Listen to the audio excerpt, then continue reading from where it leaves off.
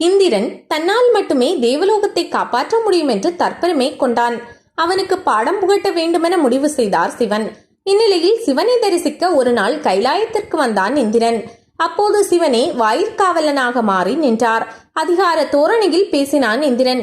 அதற்கு சிவன் பதிலளிக்கவில்லை. கோபமடைந்த இந்திரன் வாயிற்காவலனுக்கு இவ்வளவு ஆணவமா என வஜ்ராயுதத்தால் தாக்கினான். ஆனால் அது நொறுங்கியது. ஆயுதம் பயனற்று போனதை கண்ட இந்திரன் கலங்கினான். வாயிற்காவலன் வடிவில் இருந்த சிவன் கோபத்தால் ருத்ர வடிவம் எடுத்தார்.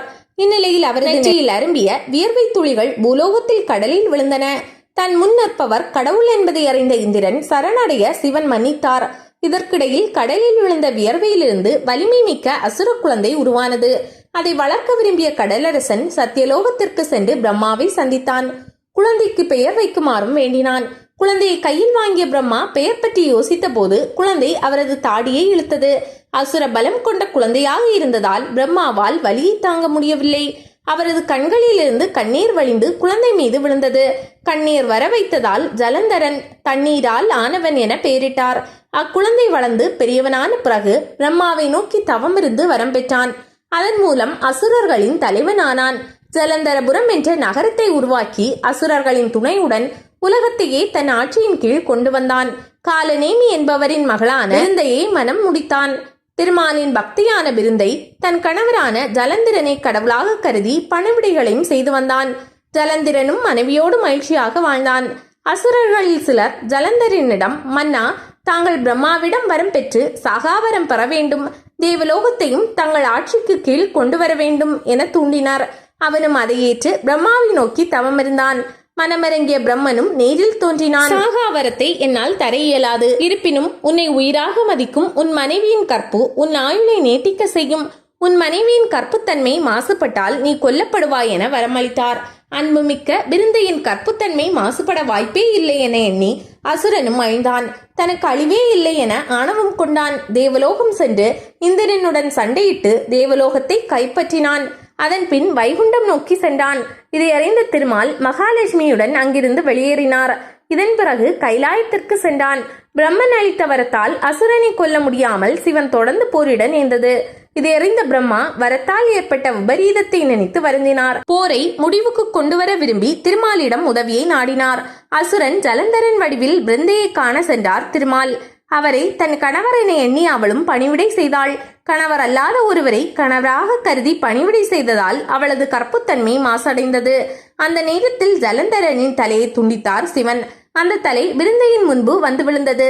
அப்போது ஜலந்தரன் வடிவில் இருந்த திருமால் சுயரூபத்தை காட்ட பிருந்தை கோபமுடன், என் கணவரின் வடிவில் வந்து ஏமாற்றிய நீ கல்லாக கடவது என சபித்தாள்.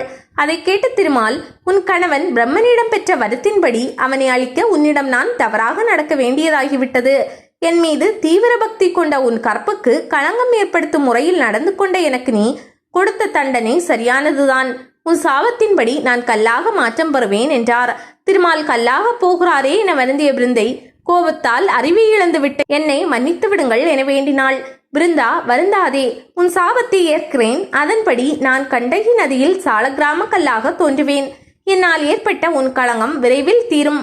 அடுத்த பிறவியில் துளசியாக பிறக்கப் போகும் உன்னை நானே மனம் புரிவேன். அதன்பின் துளசியை உலகமே கொண்டாடும் நிலை ஏற்படும். துளசியை வழிபட்டால் நற்பலன் அனைத்தும் கிடைக்கும் என்றார். அதனை கேட்ட பிருந்தை மகிழ்ந்தாள். திருமால் அங்கிருந்து மறைந்தார். ஜலந்தரன் அழிந்ததை அறிந்த தேவர்கள் மகிழ்ந்தனர். சாலக்கிராமம் நேபாளத்தின் முக்திநாத் பகுதியில் கண்டகி ஆற்றங்கரையில் சாலக்கிராம கல் கிடைக்கின்றது. அதில் திருமாலின் சங்கு சக்கரம், கதாயுதம், தாமரை வடிவங்களை காணலாம். கல்லின் வடிவம், நிற அடிப்படையில் பல பெயர்கள் இதற்குண்டு. சங்கு, சக்கரம், கதை, தாமரை அமைப்பில் உள்ள கற்கள் கேசவம் எனப்படும். இது தவிர மாதவம், நாராயணம், கோவிந்தம், விஷ்ணு, மதுசூதனம், திருவிக்ரமம், வாமனம், ஸ்ரீதரம், இரிசிகேசம், பத்மநாபம், தாமோதரம், சங்கர்ஷனம், பிரத்யும்னனம், நரசிம்மம், ஜனாத்தரம், ஹரி, கிருஷ்ணம் என 68 வகை கற்கள் உள்ளன. துளசி வழிபாடு. கார்த்திகை பௌர்ணமி என்று துளசி அவதரித்தாள். இந்நாளில் துளசியை வழிபட்டால் நன்மை உண்டாகும். செவ்வாய், வெள்ளி இதற்கு ஏற்ற நாட்கள். கார்த்திகை துவாதசி அன்று திருமால் துளசியை திருமணம் செய்ததால் இந்நாள் விருந்தாவன துளசி அல்லது துளசி திருமணம் எனப்படும். அன்று சுமங்கலிகள் குளித்து துளசி மாடத்தை சுற்றி வருவதோடு மாடத்தை மொழுகி கோலமிட்டு காவி பூசி வழிபடுவர். துளசியுடன் நெல்லி மரக்குச்சி அல்லது சாலக்கிராம கல் சேர்த்து வைத்து வழிபடுவது சிறப்பு. துளசியை வழிபடும் இடத்தில் செல்வ வளம் சேரும்.